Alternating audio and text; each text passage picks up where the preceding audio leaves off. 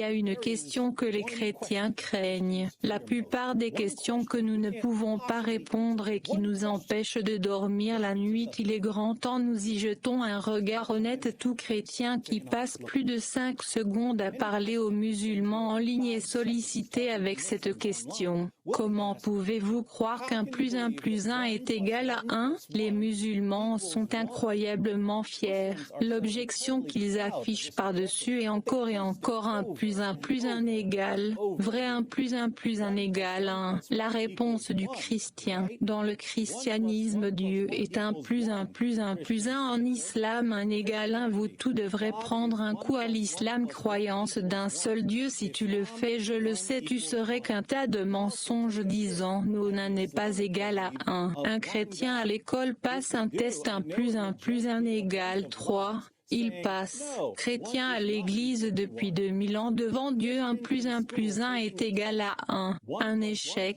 Double standard. Qu'en est-il de ce type dans sa madrasa d'essayer d'épeler le mot chrétien a échoué? Mais vous croyez qu'un plus 1 égale 1? Parlez maintenant, ne postez pas un commentaire puis rendez-le drôle. Vous mentez quand vous dites 1 est égal à 1, qui signifie que vous êtes un menteur ou vous êtes un analphabète. Lequel est-il? 1 est égal à 1 dans la Trinité. Je pense que vous dites 1 est égal à 1, qui est le problème avec l'islam. En fait, c'est très simple. Allah et beaucoup prophètes chrétiens, 1 est égal à 1 est bien. Voilà. Les gars, et objection à laquelle aucun chrétien ne peut répondre, à une objection si puissante qu'elle menace le. Ah oui, je plaisante, c'est l'un des objections les plus stupides jamais formulées par une idéologie spécialisée dans la production d'objections stupides. Quand les musulmans postent cette objection, les chrétiens répondent souvent avec quelques mathématiques. Ils soulignent qu'un fois 1 est égal à 1, ou si le musulman exige que nous utilisions une addition quand nous parlons de Dieu, les chrétiens souligneront que le Dieu de la Bible, contrairement au Dieu du Coran, est infini, donc il serait plus précis de dire infini plus infini est égal à l'infini. J'aimerais aider nos amis musulmans avec leurs compétences en mathématiques en insistant sur quelque chose encore plus basique. Quand nous apprenons les mathématiques à l'école, nous apprenons à utiliser les nombres de manière abstraite. 2 plus 2 est égal à 4. 2 plus 2, ça n'a pas d'importance. Nous utilisons les chiffres par eux-mêmes sans faire référence à des objets spécifiques, mais si vous additionnez les choses dans le monde réel, vous devez inclure des unités et les unités doivent être les mêmes sur les deux côtés du signe égal. Si vous additionnez des blocs, alors 2 blocs plus 2 blocs équivalent à 4 blocs. Si vous prenez 1000 blocs et l'utilisez pour construire une maison, que vous ne diriez pas qu'un plus 1 jusqu'à un millier est égal à 1. Si le millier, les blocs font une maison, si les unités que vous ajoutez sont des blocs, vous ne pouvez pas changer les unités pour loger dans la réponse, puis retirer toutes les unités et prétendre qu'un millier est égal à 1. Si vous le faites, vous vous retrouverez avec une absurdité mathématique. Considérons quelques exemples simples. Ce qui se produit lorsque vous ne clarifiez pas quelle unité que vous utilisez. Quel âge avait Aïcha quand Muhammad a eu des relations sexuelles avec elle? Elle avait 9 ans. Mais attendez une minute, comment Aïcha pourrait-elle avoir 9 ans s'il y était seul? Les musulmans nous disent-ils que 9 est égal à 1? Nous dit-on qu'un plus 1 est un égal à un enfant marié prépubère? Est-ce ainsi que les mathématiques fonctionnent dans l'islam? Ce serait une objection stupide, n'est-ce pas? Bien sûr. Pourquoi? Parce que quand on parle d'une Aïcha, nous parlons d'un être, une petite fille prépubère, mais quand on parle de son âge 9, nous parlons de quelque chose de complètement différent. Si vous omettez commodément le fait que nous parlons de très différentes caractéristiques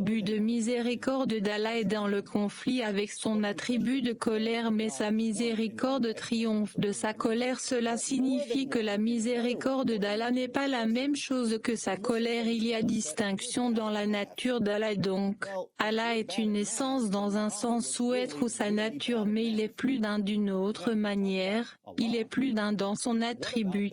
Mais quand les chrétiens disent que Dieu est un d'une certaine manière, essence ou être ou nature, mais plus d'un d'une autre manière, plus qu'un en personne, nos amis musulmans nous disent que nous sommes mauvais en maths. Eh bien, si nous sommes mauvais en maths, alors Muhammad était vraiment très mauvais en maths. Maintenant, nous avons parlé d'Allah. Qu'en est-il du Coran? Combien de sourates y a-t-il dans le Coran? Cela dépend du Coran. Lisons Abdullah ibn Masoud, le compagnon de Mahomet. Il n'y avait que 111 sourates dans son Coran. Le compagnon de Mahomet, Ubay ibn Ka'b, avait 116 sourates dans son Coran. Le Coran que les musulmans aujourd'hui utilisent vient de celui qui a été mis en place par Zayd ibn Tabi, et l'édition Zayd ibn Tabi avait 114 sourates. Maintenant, il n'y a qu'un seul Coran, n'est-ce pas? Donc 111 est égal à 114 égale à 116. C'est bizarre, mais restons avec l'édition Zayd ibn Tabi. Il y a 114 sourates dans le Coran de Zayd, 114 sourates, un Coran, donc 1 plus 1 plus 1 plus 1 plus 1 jusqu'à 114 équivaut à 1. Selon l'islam, les choses deviennent plus intéressantes lorsque nous pensons à la nature de ces sourates. Qu'est-ce qu'une sourate du Coran? Qu'est-ce que la sourate 2 par exemple? Quelle est sa nature? Vous,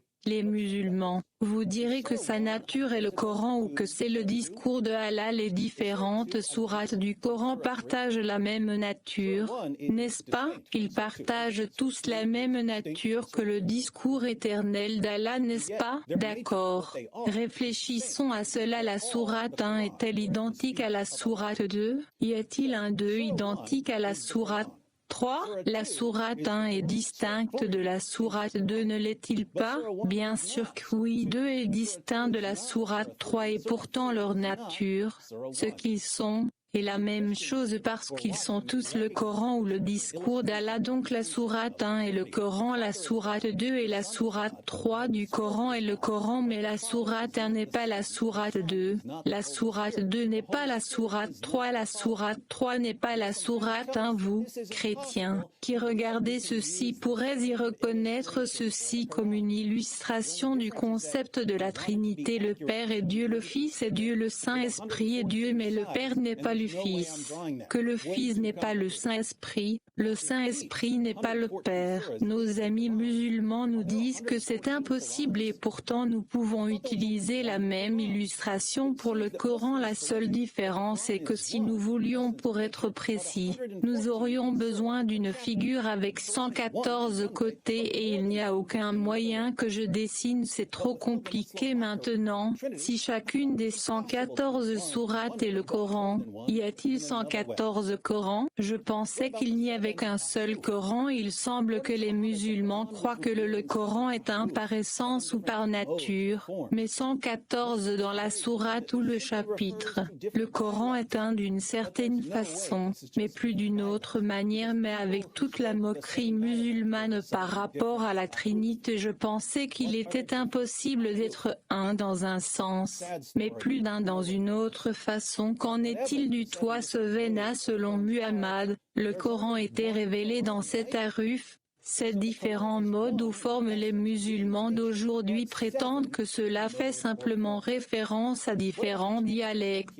Mais ce n'est juste pas possible que ce soit juste des dialectes différents parce que les gens qui parlaient la même langue ou dialecte récitaient différentes à toi. Quels sont les différents harufs? Triste histoire, personne ne le connaît, mais quels que soient les 7 modes différents ou les formes sont, il n'y a qu'un seul Coran, pas vrai? Donc, Le Coran est un par essence ou est par nature, mais c'est dans le mode ou la forme. Qu'en est-il des 10 qira officiels, 10 lectures ou récitations différentes de le Coran? Les différents qira contiennent différentes lettres arabes et différents mots arabes, et cela a conduit à des différences dans le texte du Coran dans différentes parties du monde. Mais ce n'est pas le seul texte du Coran lu dans le monde entier. En Afrique du Nord, il y a un texte différent qui est basé sur une lecture légèrement différente. Dans d'autres mots, si vous deviez comparer deux Corans imprimés, vous allez voir la différence entre eux, et ce ne sont pas seulement dus à la voix ou pas seulement un style de parole,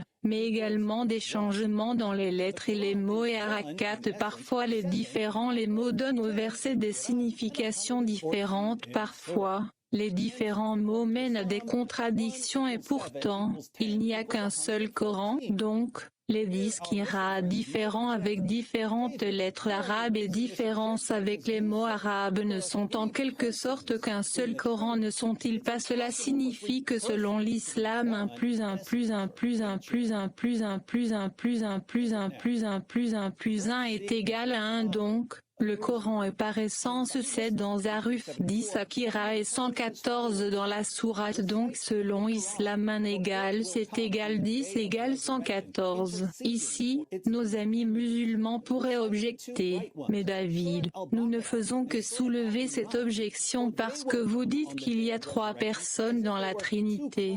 Il est impossible pour 3 personnes devant être une par essence ou par nature. Et maintenant voyons si votre prophète est d'accord avec vous. Asahi musulman 1874. Muhammad raconte ses disciples réciter le Coran car il viendra sur le jour de la résurrection intercédant pour son compagnon. Réciter les 2 sourates brillantes Al-Baqarah et la sourate Al-Imran pour eux viendra le jour de la résurrection comme s'il s'agissait de 2 nuages ou comme s'ils étaient 2 ombres ou comme s'il s'agissait de 2 volées d'oiseaux en rang implorant au nom de leur compagnons. Remarquez que ça viendra, le Coran viendra intercédant pour ses compagnons, mais les sourates individuelles viendront également comme volées d'oiseaux plaidant au nom des musulmans. Donc le Coran dans son ensemble intercède, mais les sourates de façon individuelle intercèdent aussi. Il parle-t-il intercédant, il plaide. D'autres sourates du Coran intercéderont aussi bien. À ce nain Abu Daoud 1400. Muhammad dit qu'une autre sourate, la sourate 67 du Coran, intercédera en faveur de son compagnon jusqu'à ce qu'il soit pardonné, puisque Muhammad nous dit que plusieurs sourates du Coran agissent comme des agents personnels. Je pense qu'il est prudent de conclure que toutes les sourates du Coran agissent en tant qu'agents personnels, à moins que nos amis musulmans veulent nous convaincre que certains sourates sont des agents personnels tandis que d'autres ne le sont pas, ce qui suggérerait que différentes sourates sont en fait de différentes natures. Mais remarquez, si toutes les sourates de le Coran agit comme des agents personnels parlant et intercédant et suppliant, alors là sont 114 agents personnels dans le Coran. Et pourtant, comme nous l'avons vu, le Coran aussi agit à titre d'agent personnel unique. Maintenant, permettez-moi de demander à mes amis musulmans quelle était votre objection à l'égard de la mathématique de la Trinité. Pourquoi continuez-vous à dire que la Trinité est irrationnelle et absurde? Quelle était votre objection à la revendication de Jésus et les apôtres et les prophètes que Dieu a gagné d'une certaine manière, mais plus encore d'une autre manière si vous insistez pendant que vous continuez à le faire? La doctrine de la Trinité doit être rejetée parce qu'elle conduit à des absurdités. Eh bien, nous n'avons pas d'autre choix que de rejeter votre Dieu, votre prophète et votre livre pour produire tant de mathématiques absurdités. Pourquoi est-ce que les objections les plus stupides au christianisme est 1 plus 1 plus 1 est égal à 1 dans Trinity est devenu l'argument le plus populaire et objection au christianisme? Voulez-vous vraiment le savoir,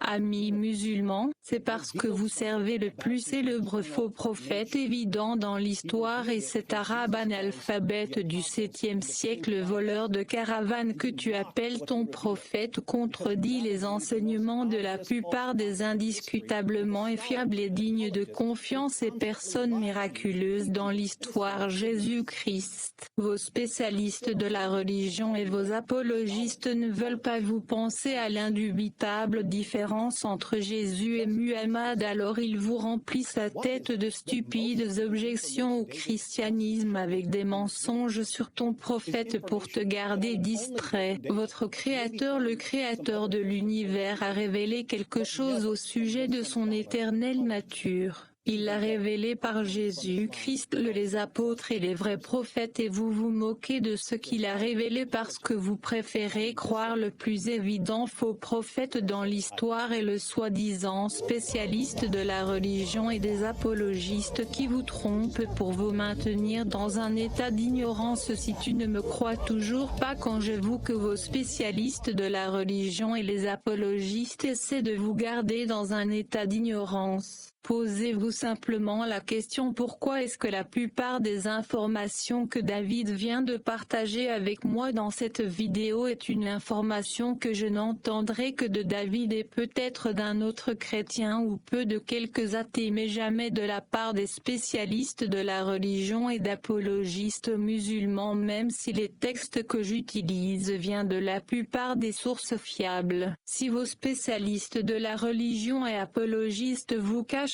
tout cela, que cachent-ils d'autre?